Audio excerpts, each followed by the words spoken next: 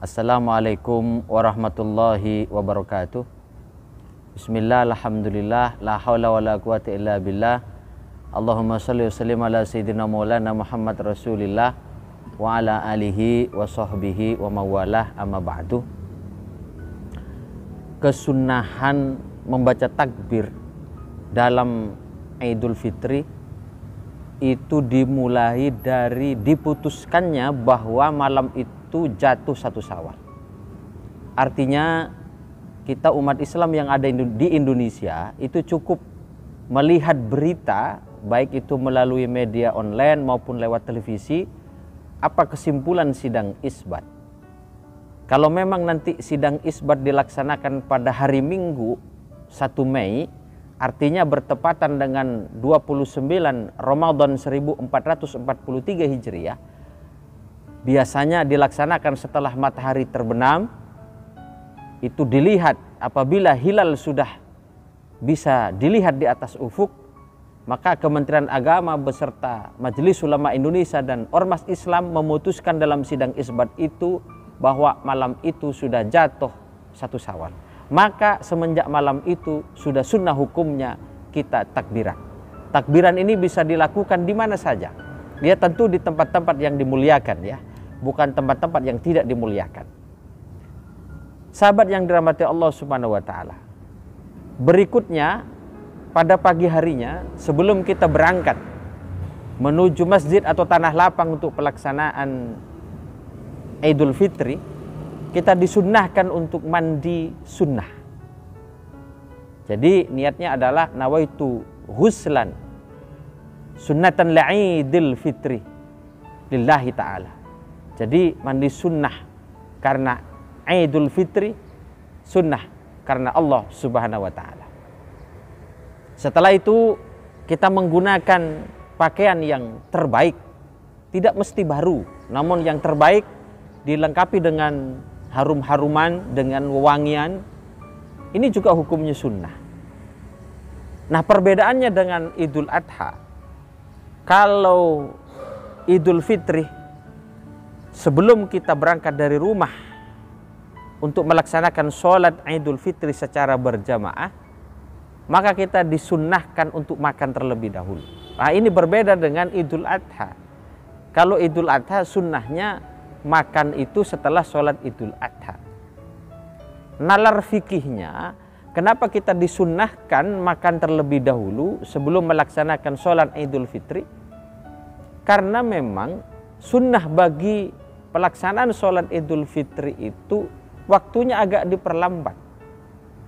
Artinya jangan terlalu terburu-buru di pagi hari setelah matahari terbit. Kenapa? Memberi kelonggaran kepada orang yang belum menunaikan zakat fitrah.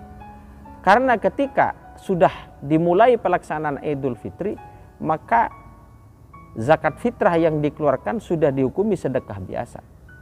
Nah, berbeda dengan Idul Adha yang sunnahnya sholatnya itu dipercepat pagi hari. Makanya kita tidak disunnahkan makan. Sunnah makannya setelah sholat Idul Adha. Kenapa? Karena memberi kelonggaran kepada orang yang berkurban. Ada waktu yang lebih longgar ketika sholat Idul Adha itu dipercepat. Ini perbedaan sholat Idul Adha dengan Idul Fitri dalam hal kesunahan dalam pelaksanaannya. Yang berikutnya adalah juga disunnahkan ketika kita berangkat dari rumah menuju masjid atau tanah lapang, jalur yang kita pakai untuk berangkat dengan jalur yang kita pakai untuk pulang itu berbeda. Artinya trayeknya berbeda. Jalur berangkatnya dengan jalur pulangnya berbeda. Apa hikmah dibalik semua itu? Biar kita banyak menebarkan salam dan ucapan selamat. Karena kenapa? Dengan jalur yang berbeda ketika kita berangkat dan kita pulang, tentu kita akan berjumpa dengan saudara-saudara kita yang berbeda pula.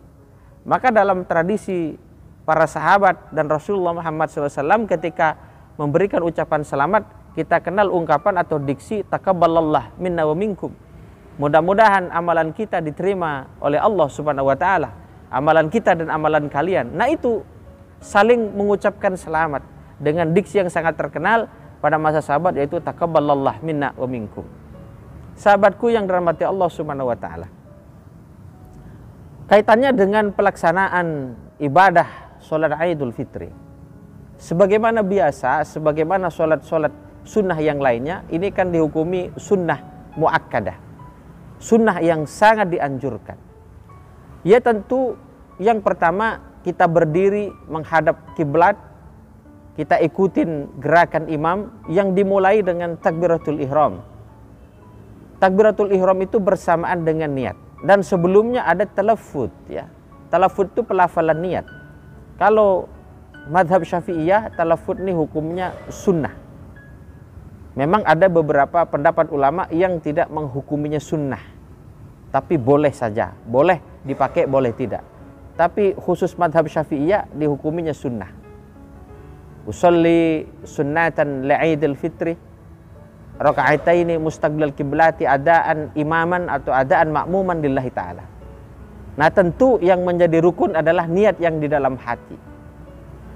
Nah pendapat Syafi'iyah juga niat ini dibarengkan dengan ngangkat tangan dan pengucapan takbiratul ihram, Allahu Akbar, itu dibarengkan niatnya di dalam hati. Walaupun ada yang berpendapat boleh sebelumnya, sebelum takbiratul ihram itu juga boleh, tapi jaraknya jangan terlalu jauh, jedahnya jangan terlalu jauh. Cuman yang dipakai mayoritas umat Islam di Indonesia yaitu berbarengan dengan ngangkat tangan untuk takbiratul ihram. Nah setelah itu disunnahkan untuk membaca takbir atau mengucapkan takbir sebanyak 7 kali. Ya, di rakaat pertama itu 7 kali. Nah di sela-sela takbir ini ada bacaan sunnah juga, yaitu subhanallah walhamdulillah wala ilaha illallah Allahu akbar. Itu yang sedang. Terus ada yang panjang, subhanallah walhamdulillah wala ilaha illallah Allahu akbar wala haula wala quwata illa billahil aliyyil azim. Ada yang pendek, subhanallah, itu aja yang pendek. Nah itu sebanyak 7 kali pada rakaat pertama. Selebihnya seperti biasa, yaitu membaca suratul Fatihah, terus kemudian dilanjutkan dengan membaca surat Al-A'la, sabbihisma rabbikal a'la. Itu hukumnya sunnah. Boleh baca surat yang lain kalau memang Al-A'la tidak hafal misalnya. Cuman yang sunnah adalah sabbihisma rabbikal a'la ila akhirih. Nah bagaimana dengan doa iftitah? Doa iftitah itu dibaca setelah takbiratul ihram, sebelum takbir yang 7. Itu posisi doa iftitah. Nah selanjutnya ya seperti biasa, ruku, i'tidal, terus kemudian sujud, duduk di antara 2 sujud, terus kemudian sujud lagi, terus kemudian duduk istirahat. Duduk istirahat, durasinya kira-kira membaca subhanallah, terus kemudian berdiri. Nah ketika berdiri ini kan juga mengucapkan takbir, Allahu Akbar. Nah takbir dari duduk istirahat ke berdiri di rakaat kedua ini dinamai takbir intikal. Nah ini nggak masuk hitungan sunnah. Maksudnya nggak masuk hitungan sunnah yang disunnahkan membaca takbir 5 kali di rakaat kedua. Jadi takbir intikal ini sendiri, Allahu Akbar itu sendiri. Nah setelah itu ditambahi lagi takbir 5. Nah ini hukumnya sunnah pada rakaat kedua. Allahu Akbar, Allahu Akbar, Allahu Akbar, Allahu Akbar, Allahu Akbar. Nah di sela-sela takbir ini sama dengan rakaat pertama tadi, yaitu disunnahkan untuk membaca subhanallah walhamdulillah wala ilaha illallah Allahu akbar wala haula wala quwata illa billahil aliyyil azim. Ini yang panjang. Terus kemudian dilanjutkan dengan membaca suratul Fatihah, dan surat yang disunnahkan adalah Al-Ghasyiyah, yaitu hal ataka hadisul ghasyiyah ila akhirih. Itu yang disunnahkan. Nah terus berikutnya seperti biasa salat-salat pada umumnya, yaitu ruku, terus kemudian i'tidal, sujud, duduk di antara 2 sujud, sujud lagi, terus kemudian tahiyat. Karena ini hanya 2 rakaat, maka tahiyat itu adalah tahiyat yang terakhir atau tasyahud akhir. Maka duduknya adalah duduk sebagaimana tahiyat akhir atau tasyahud akhir, yaitu duduk tawarruk ya. Maka setelah itu kemudian bacanya seperti biasa, bacaan tasyahud akhir, yaitu at-tahiyatul mubarakatus salawatut thayyibatu lillahi ila akhirih, sampai kemudian dengan pembacaan selawat. Dan kalau ada doa-doa, Allahumma inni a'udzubika min adzabil qabri wa min adzabin nar wa min adzabil mahya wal mamat wa min adzabi Masih Dajjal ya. Kalau memang mau pakai doa itu silakan. Allahumma inni a'udzubika min adzabil qabri wa min adzabi jahannam wa min adzabil mahya wal mamat wa min adzabi masihid dajjal. Kalau mau pakai doa itu silakan. Nah, terus kemudian salam. Nah, setelah salam ini kemudian jangan langsung pulang. Karena bagi yang berjamaah ini dilanjutkan dengan yang jamaah di masjid atau di tanah lapang dilanjutkan dengan khutbah. Kita mendengarkan khutbah sampai selesai. Nah, bagi yang karena satu dan lain hal, karena udur misalnya, udur ini ya bisa karena lupa atau karena ketiduran dan lain sebagainya, maka diperbolehkan sholat Idul Fitri ini munfarid atau masing-masing ya. Kalau memang sudah telat misalnya, sedangkan waktu untuk sholat Idul Fitri ini kan sampai dengan waktu duhur gitu kan, jadi longgar waktunya. Maka ketika munfarid yang nggak perlu khutbah kalau yang sholat Idul Fitrinya munfarid. Nah, mudah-mudahan itu yang bermanfaat untuk kita semua, panduan singkat ini. Syukran wa dumtum fil khair wal barakah wan najah. Wallahul muwaffiq ila aqwamit thoriq. Wassalamualaikum warahmatullahi wabarakatuh.